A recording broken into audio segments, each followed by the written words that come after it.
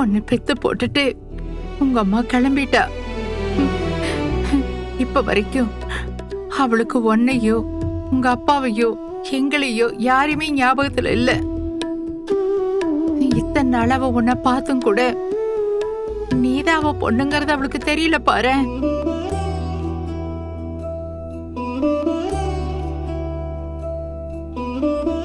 எப்படியாவது அவளுக்கு பழசெல்லாம் ஞாபகத்துக்கு கொண்டு வந்துடலான்னு உங்க அப்பா எவ்வளவு முயற்சி பண்ணா.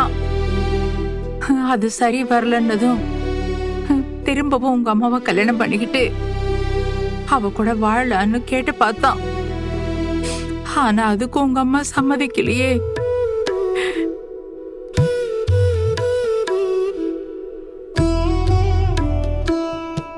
என்னதான் அவ உன் கூட நெருக்கமா இருந்தாலும் உன் மேல அன்பா இருந்தாலும் உங்க அப்பாவை கல்யாணம் பண்ணிக்கிறதுக்கு மட்டும் உங்க அம்மா சம்மதிக்கிற மாதிரி தெரியல.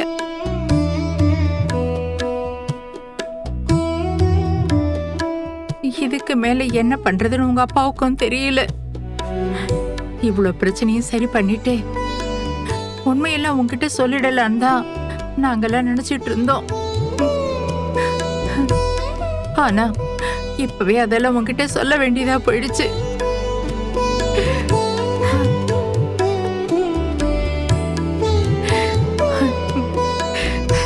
கண்ணு முன்னாடி உங்க அம்மா இருந்தும் அவளை நீ தினமும் பார்த்தும் உன்னால அவளை அம்மானு கூப்பிட முடியல பாத்தியா? இதுதான் விதிங்கிறது.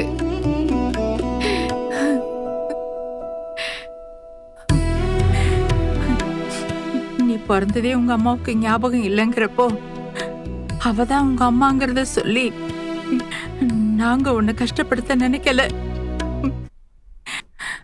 அதனாலதான் இவ்வளவு நாள் இந்த உண்மை உங்ககிட்ட சொல்லல.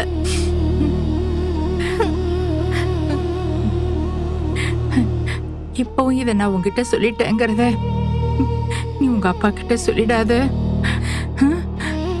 இந்த எல்லா குழப்பத்துக்கும் சீக்கிரமே ஒரு முடிவுக்கு வரும். அப்ப காவேரி மிஸ் தான் என் அம்மாவா? என் அம்மா இன்னும் சாகல, அவங்க உயிரோட தான் இருக்காங்க. அப்படித்தானே பாட்டி?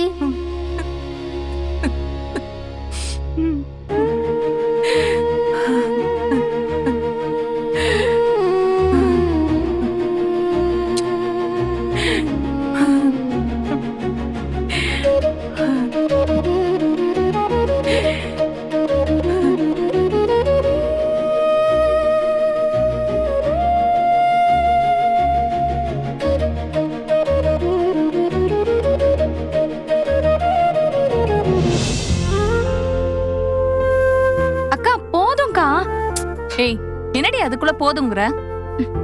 நேத்தெல்லாம் சரியா சாப்பிடாததுக்கு சேர்த்து வச்சு இன்னைக்கு சாப்பிடுற. இந்தா சாப்பிடு.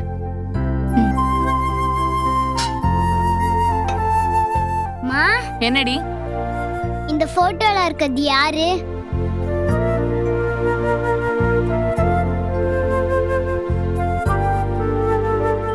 இத எங்க இருந்து எடுத்த நீ?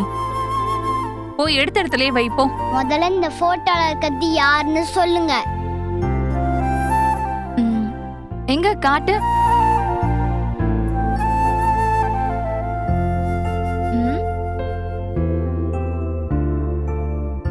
என்ன நீ?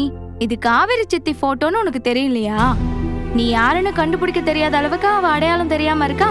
அப்போ நிஜமாவே இந்த போட்டோல இருக்கிறது காவேரி சித்தி தானா? இது காவேரி சித்தி தான் உனக்கு பார்த்தாலே தெரியலையா? அதுல என்ன சந்தேகம் உனக்கு?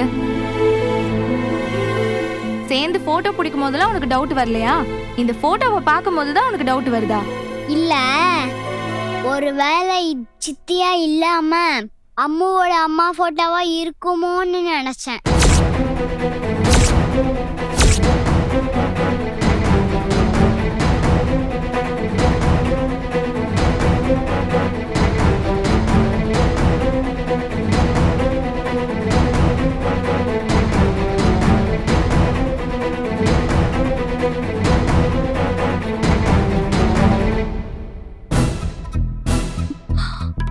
அம்மாவோட அம்மாவா? யாழ்னி, என்ன பேசுற நீ? சித்தியோட போட்டோவை பார்த்தா அம்மாவோட அம்மாவான்னு கேக்குற? அம்முவோட அம்மாவை பார்க்கறதுக்கு அப்படியே நம்ம சித்தி மாதிரியே இருக்காங்களம்மா.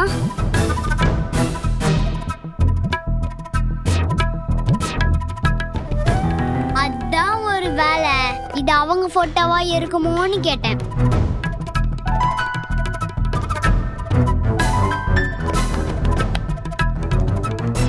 யாழினி குட்டி, அம்முவோட அம்மாவும் உங்க சித்தியும் ஒரே மாதிரி இருப்பாங்கன்னு யார் சொன்னது உனக்கு? நான் தான் பார்த்தனே.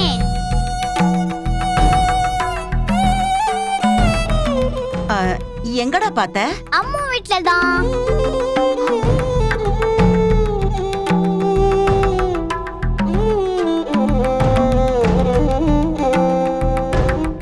அம்மாவோட வீட்ல என்ன பார்த்த நீ?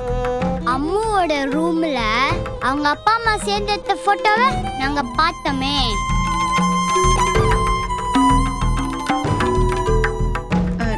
நாங்க என்ன? யாரெல்லாம் பாத்தீங்க? நானும் அம்முவும் தான் பாட்டி.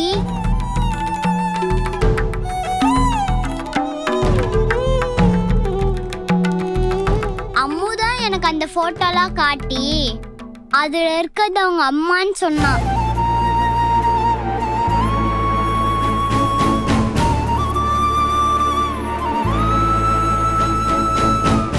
ஆனா அது என்னால நம்பவே முடியலம்மா.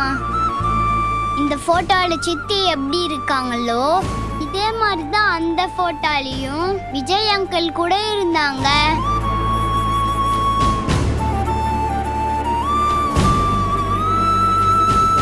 அது உங்க அம்மா இல்ல, எங்க சித்தின்னு எவ்வளோ சொல்லியும் அம்மு அதை நம்பவே இல்லை.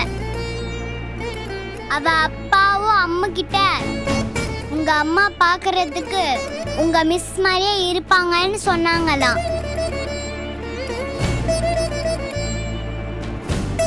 அது எப்படிமா? ரெண்டு பேரும் பார்க்கறதுக்கு எப்படி ஒரே மாதிரி இருக்க முடியும்? அந்த போட்டோல இருந்தது அம்முவோட அம்மா கிடையாதுல, நம்ம சித்தி தானே. இங்க பாரு, இப்ப இந்த கேள்வி ரொம்ப முக்கியமா உனக்கு?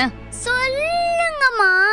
ஏய், நாங்க இங்க இருக்கிற வேலையை பாப்போமா இல்ல உனக்கு நாங்க பதில் சொல்லிட்டு இருப்போமா?